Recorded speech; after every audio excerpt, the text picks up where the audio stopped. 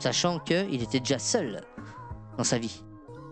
Mais il s'est retrouvé encore plus isolé à cause d'une femme qui a trouvé bon d'inventer un stratagème pour que son amant, Debunker, vienne récupérer le Discord.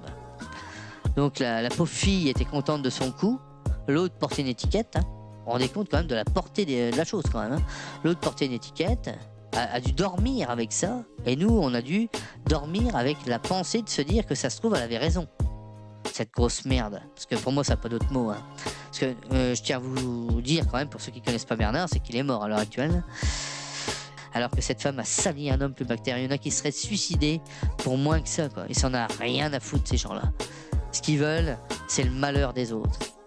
Donc Bernard, il avait besoin de discuter avec des gens. Il s'est retourné vers les derniers blaireaux qui lui restaient, vous. Hein, et qu'est-ce que vous avez fait? Mike l'a dit, l'a évoqué d'ailleurs, si vous en souvenez bien, je crois que c'est dans le dernier live, où il le dit. Hein. Bernard avait fait un infarctus.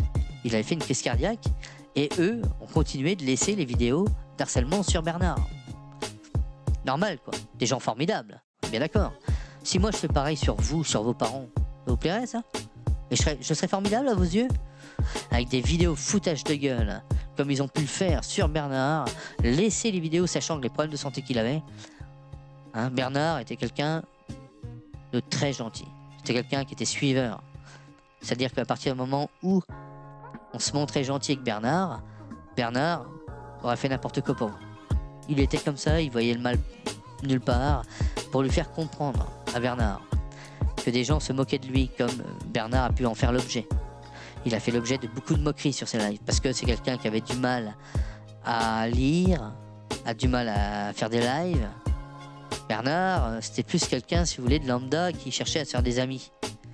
D'un certain âge, d'une autre génération, qui voulait juste avoir des bons contacts avec les gens. Donc il a laissé la chance à tout le monde, même aux gens qui l'ont harcelé, même aux putains là qui l'ont fait passer pour un pédophile. Bernard était comme ça. Voilà. Et aucun respect pour lui. Heureusement que Mike et certainement des gens qui l'ont accompagné ont tout fait pour faire striker des vidéos sur Bernard. Sinon elle sera encore là, quoi. C'est vraiment une honte. Et quand tu vois la pauvre gonzesse là, sur le live de Parallax en train de glousser et faire la maligne, alors que ça n'a même pas de couilles, que ça n'a même pas le courage de soutenir Parallax. Par contre, pour harceler Bernard, c'était là.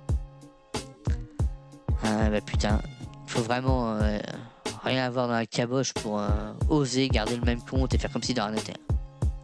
Alors Bernard a dû, je pense, souffrir de stress. Il a dû passer des sacrées nuits blanches. Hein.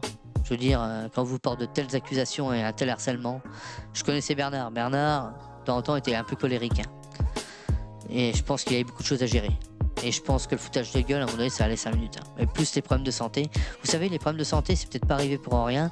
C'est peut-être arrivé aussi à cause des histoires. Ça, on n'en parle pas non plus. Parce qu'à l'époque, on s'en foutait de Bernard. Ils en avaient rien à foutre.